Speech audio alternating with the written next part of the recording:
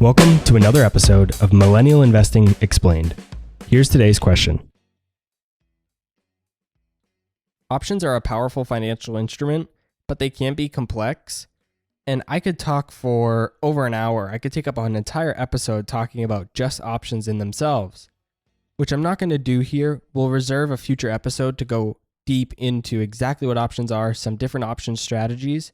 But here in this episode, I just want to provide a brief overview so you're aware that these are a possibility for you to invest in. And so you generally have two types of options. You have call options and put options. Let's start by going over a call. So a call option, when you buy a call option, you have the right, but not the obligation, to sell the underlying asset at a given price. And the seller of that option, from which the buyer bought, they are required to sell that underlying asset to the buyer at whatever price they agreed upon. So let's use Apple as an example. If, say, the stock is trading at $100 and the buyer thinks that the stock is going to go to $120, they could buy a call option for, say, $105.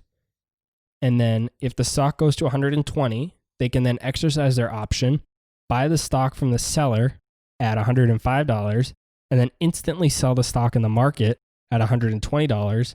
And that $15 spread is their profit.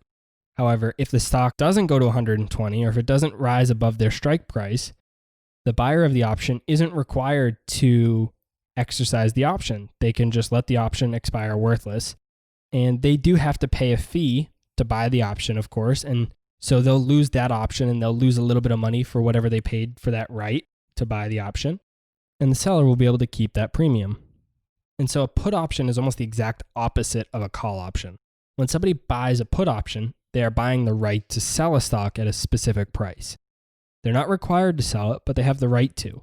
And the seller, on the other end, has to buy the stock from that individual at their agreed upon price if the buyer of the option wants to exercise their right. And like I said, options can be complex financial instruments to trade. So I'm not going to go more in depth than that here in this episode, but I just want to make you aware that they are a choice for you to invest in with your brokerage account. If you're interested in learning more about options, I'm going to dedicate a future episode entirely to covering options, so be sure to check that one out when it comes around.